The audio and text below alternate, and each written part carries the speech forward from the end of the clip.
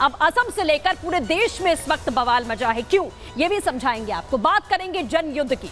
बंगाल की सड़कों पर जनता इंसाफ मांगती है तो ममता बनर्जी की सरकार और प्रशासन लाठियां बरसाती है। लेकिन आखिरकार किस तरीके से इस पर राजनीति हो रही है, ये भी आपको बताएंगे। और बात दिवालिया की करेंगे कि क्या हिमाचल की सरकार वाकई दिवालिया हो चुकी है, खजाना खाली हो चुका है, लेकिन आखिरकार जासूसी किस तरीके से आरोप लगाए जा रहे हैं बीजेपी की ओर से, वो भी बताएंगे। लेकिन सबसे पहले शुरुआत कर रहे हैं प्रयागराज से आई हुई एक ऐसी खबर की कि आप लगातार यहां पर देख रहे हैं कि किस तरीके से एक मदरसे में नकली नोटों की फैक्ट्री चलाई जा रही है। मदरसा जहां पर लोग अपने बच्चों को तालीम हासिल करने के लिए भेजते हैं, और क्या हो कि उसी मदरसे में जो शिक्षा के ज्ञाता बनते हैं यानी कि मौलाना, वो खुद इस काले कारनामे में संलिप्त हो जाएं। देखिए इस रिपोर्ट में। नकली नोट बनाने वाली जो गैंग थी उसका खुलासा किया गया है। इसमें 4 अभियुक्तों को पुलिस के द्वारा गिरफ्तार किया है। अगर आप अपने बच्चों को मदरसे में तालीम के लिए भेजते हैं तो अब सावधान हो जाइए, क्योंकि मदरसे में आपके बच्चे को तालीम मिले ना मिले, वो एक अच्छा इंसान बने ना बने, लेकिन एक अपराधी या आतंकवादी जरूर बन सकता है। ऐसा हम नहीं कह रहे, बल्कि प्रयागराज के मदरसे से आई तस्वीरें यही बयान कर रही हैं, जहां लंबे समय से नकली नोटों का टकसाल चल रहा था। से मना किया गया था करीब 3.5 साल से। अच्छा, क्या आप लोग ऊपर नहीं जाएंगे? हाँ, कोई नहीं जाता था, हम ही नहीं। जो यहाँ के प्रिंसिपल पहले थे तो उन्हीं की फैमिली रहती थी, उसमें से एक लड़का जो है उनका है। कब आता था कब नहीं आता था हम लोग नहीं जानते। हम आपको प्रयागराज जिले के अतरसुइया इलाके के जामिया हबीबिया मदरसा की तस्वीरें दिखा रहे हैं। जरा देखिए इस मदरसे को, जहां नकली नोटों का कारोबार चल रहा था। मदरसे के अंदर ही नकली नोट छापने की फैक्ट्री लगाई गई थी। हैरानी की बात यह है कि मदरसे का प्रिंसिपल मौलवी मोहम्मद तफसीरुल आरिफीन खुद नकली नोटों के इस कारोबार में शामिल था। प्रयागराज में नकली नोट छापने वाले मदरसे के बाहर इस वक्त हम मौजूद हैं। तस्वीरें आपको दिखाएं तो यही वो मदरसा है जहां पर पुलिस ने छापा मारा था। जामिया हबीबिया करके ये मदरसा है, जो कि अतरसुइया इलाका जो प्रयागराज का वहाँ पड़ता है। साफ तौर पर ये नोटिस भी चिपका हुआ है जिसमें लिखा है कि यहाँ पर कार्रवाई हुई है 28 तारीख को, FIR मेंशन है, और जो इसमें आरोपी हैं उनके भी नाम इसमें साफ तौर पर लिखे हुए हैं। मदरसे के अंदर चल रही नकली नोट बनाने वाली फैक्ट्री से पुलिस ने कुल 4 लोगों को गिरफ्तार किया, जिसमें मदरसे के प्रिंसिपल सहित मोहम्मद अफजल, मोहम्मद साहिद और जाहिर खान का नाम शामिल है। जाहिर खान इन मामलों का मास्टरमाइंड बताया जा रहा है। वो उड़ीसा का रहने वाला है। जानकारी के मुताबिक नकली नोट बनाने के बाद आरोपी इसे किसी दुकान पर चलाकर टेस्टिंग करते थे। बाद में इसे सप्लायर को भेज दिया जाता था। आरोपी 15,000 नकदी के बदले 45,000 की फर्जी करेंसी सप्लाई करते थे। सिविल लाइन थाने पुलिस टीम के द्वारा अभी 4 लोगों को गिरफ्तार किया गया था, जिसमें मदरसे में ही ये फेक इंडियन करेंसी नोट्स जो हैं वो प्रिंट कर रहे थे और उनको फिर मार्केट में बेच रहे थे। तो इसी में क्योंकि हमारे पास कुछ और इनपुट्स मिली हैं, इनका पुलिस कस्टडी रिमांड हम ले रहे हैं, तो उन सब को हम कोरोबोरेट करेंगे और इसमें जो भी इसके पीछे और अन्य लोग शामिल हैं उसमें पुलिस इसमें कार्रवाई सुनिश्चित करेगी उनके विरुद्ध। मदरसे से चल रहे नकली नोटों के टकसाल की जांच अब यूपी ATS और NIA कर सकती है। जांच एजेंसियां इस मामले की जांच आर्थिक आतंकवाद के एंगल से भी कर सकती हैं। साथ ही इस पूरे नेटवर्क का पता लगाने की कोशिश होगी। ऐसे में अब सवाल ये कि क्या मदरसा अपराध का अड्डा बनता जा रहा है।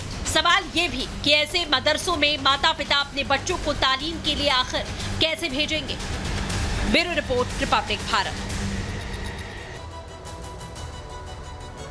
और आप बात बंगाल की करेंगे। कोलकाता रेप मामले में बंगाल की सड़कों पर गुस्सा और आक्रोश उबाल मार रहा है। जनता ममता सरकार से न्याय मांगती है तो बदले में आश्वासन नहीं, लाठी पाती है।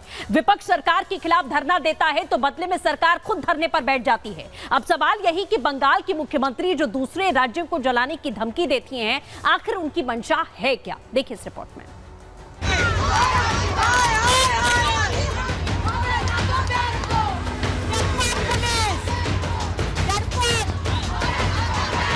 कोलकाता रेप कांड को लेकर बंगाल में जनयुद्ध छिड़ गया है।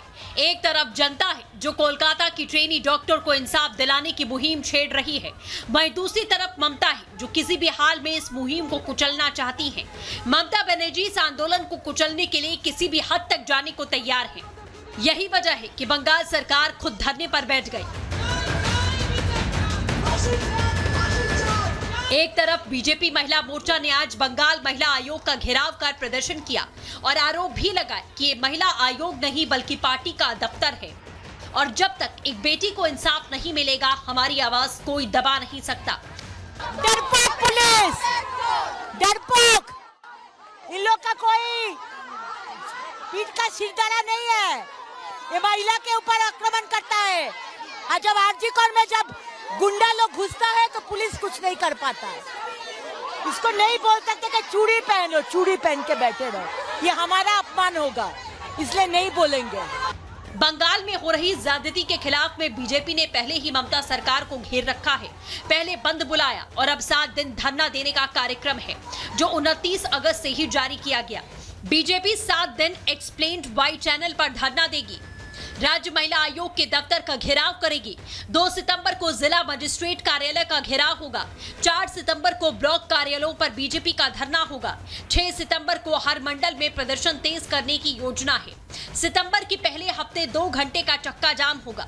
ममता के खिलाफ ये प्रदर्शन या आक्रोश सिर्फ भारत तक सीमित नहीं है।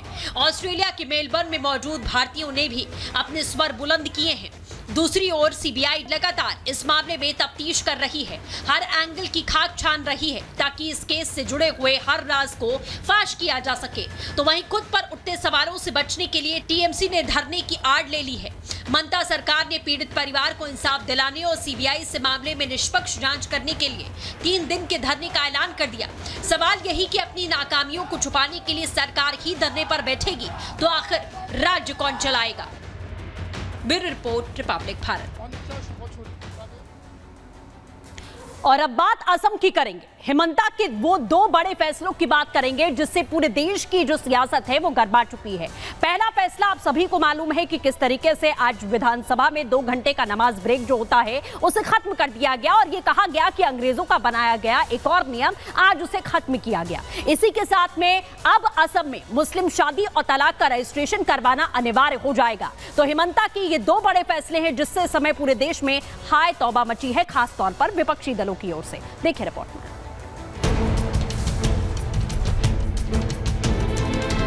शुक्रवार का दिन भी हम लोग विधानसभा करेगा, नॉन स्टॉप हम लोग विधानसभा करेगा। इसको इस्लामोफोबिया, मुसलमानोफोबिया हो गया। जो भी हमने उचित समझा वो हम कर दिया।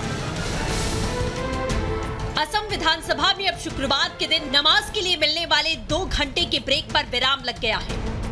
असम की हिमंता बिस्व शर्मा की सरकार ने 1937 में मुस्लिम लीग द्वारा बनाए नियम को खत्म कर दिया।